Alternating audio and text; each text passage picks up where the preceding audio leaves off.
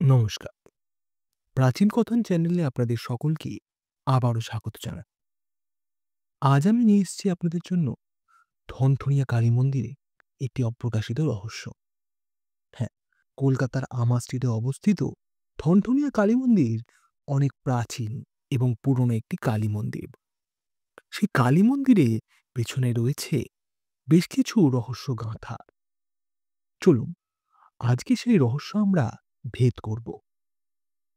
শুরু করা যাক। ঠনঠনিয়া কালী মন্দির কলকাতার অন্যতম প্রাচীন এবং রহস্যময় একটি মন্দির। সিদ্ধেশ্বরী কালী দেবীর প্রতি উৎসর্গীকৃত এই মন্দির ৩ শতাব্দীরও বেশি সময় ধরে অদ্ভুত ঘটনা, অলৌকিক কাহিনী এবং লুকিয়ে থাকা ইতিহাসের কেন্দ্রবিন্দু হয়ে রয়েছে।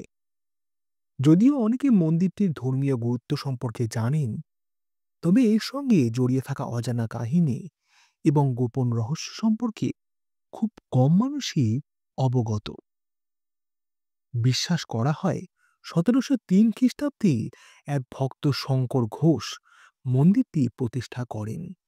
কিন্তু স্থানীয় কিংবদন্তিরা বলে মন্দিরটি স্বাভাবিক উপায়ে নির্মিত হয়নি। এটি এক রাতে রহস্যজনকভাবে গঠিত হয়। বলা হয় এক দরিদ্র কৃষক স্বপ্নে কালী দেবীর দর্শন পান, যেখানে দেবী তাকে এক নির্দিষ্ট স্থানে খনন করতে বলেন। খনন করার পর তিনি সেখানে একটি স্বয়ম্ভু মূর্তি আবিষ্কার করেন। কিছুদিনের মধ্যেই সেই স্থানে একটি পূর্ণাঙ্গ মন্দির গঠিত হয়। কিন্তু কে এটি নির্মাণ করল তা কেউ জানত না। আজও এই মন্দিরের উৎপত্তি একটি রহস্য রয়ে গেছে। এক পুরনো লোককথা বলে এক পুরোহিত মন্দিরের পবিত্রতা নষ্ট করেছিলেন এবং তার জন্য এক ভয়ঙ্কর পরিণতি তাকে ভোগ করতে হয়েছিল। ১৯শ শতাব্দীতে এক লোভী পুরোহিত নাকি ভক্তদের দেওয়া দান নিজের স্বার্থে ব্যবহার করতেন। এক রাতে মন্দিরের ভেতর থেকে ভয়ঙ্কর আর্তনাদ শোনা যায়, কিন্তু সেখানে কাউকে পাওয়া যায়নি। পরদিন সকালে লোকেরা পুরোহিতকে মন্দিরের মূর্তির সামনে মৃত অবস্থায় দেখতে পান। তার মুখে আতঙ্কের ছাপ ছিল স্পষ্ট। স্থানীয়দের বিশ্বাস তিনি দেবীর ক্রোধের শিকার হয়েছিলেন। এরপর থেকে কেউই মন্দিরের ঐতিহ্য ভঙ্গ করতে সাহস দেখায়নি, কারণ এটি দেবীর অভিশাপ বলে মনে করা হয়। ব্রিটিশ শাসনকালে ঠনঠনিয়া কালী মন্দিরটি বাঙালি বিপ্লবীদের গোপন আস্তানা হয়ে ওঠে। বিপ্লবীরা দেবীর আশীর্বাদ নিয়ে স্বাধীনতা সংগ্রামে অংশ নিতেন। ব্রিটিশরা মন্দিরটিকে একটি বিপজ্জনক স্থান হিসেবে দেখত এবং এটি ধ্বংস করার পরিকল্পনা করেছিল। কিন্তু প্রতিবারই তারা মন্দিরের বিরুদ্ধে কিছু করতে গেলেই রহস্যজনক দুর্ঘটনা এবং ব্যর্থতার সম্মুখীন হতো। কয়েকজন ব্রিটিশ অফিসার নাকি হঠাৎ অসুস্থ হয়ে পড়েছিলেন এবং কেউ আগুনওয়ালা চোখের এক দেবীকে স্বপ্নে দেখেন, যিনি তাদের সতর্ক করেন। এই ঘটনার পর ব্রিটিশরা মন্দির ধ্বংসের পরিকল্পনা সম্পূর্ণরূপে বাতিল করে দেয়। স্থানীয় লোকেদের বিশ্বাস মন্দিরের নিচে নাকি একটি প্রাচীন গোপন সুড়ঙ্গ রয়েছে, যা এক অজানা স্থানের দিকে নিয়ে যায়।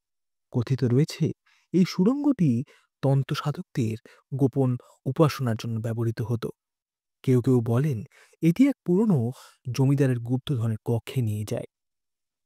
কিছু কিংবদন্তি অনুসারে ব্রিটিশ অফিসাররা একবার এই সুড়ঙ্গে প্রবেশের চেষ্টা করেছিলেন, কিন্তু আর তারা ফিরে আসেননি।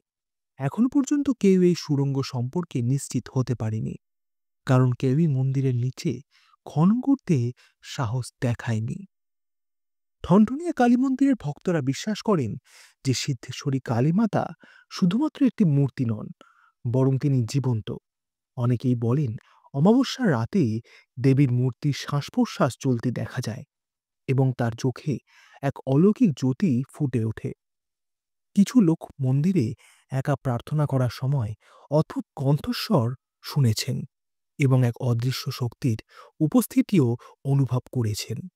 এমনকি যারা ঈশ্বর বিশ্বাসী নন, তারাও মন্দিরে প্রবেশ করলে এক রহস্যময় অনুভূতি অনুভব করেন। যেন কেউ তাদের উপর নজর রাখছে।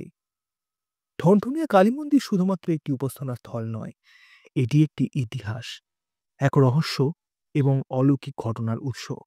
এর অজানা উৎপত্তি, অভিশপ্ত পুরোহিতের কাহিনী, ব্রিটিশদের ব্যর্থতা, গোপন সুড়ঙ্গ এবং জীবন্ত দেবী, সব মিলিয়ে এটি কলকাতার অন্যতম রহস্য এবং গৌরবময় স্থান। আজও এর বহু রহস্য অমীমাংসিত রয়ে গেছে, যা ঠনঠনিয়া কালী মন্দিরকে সবচেয়ে বেশি রহস্যময় এবং শক্তিশালী মন্দিরের মধ্যে একটি করে তুলেছে। গল্পটি আপনার কেমন লাগলো কমেন্টের মাধ্যমে আপনার মতামত পেশ করতে ভুলবেন না।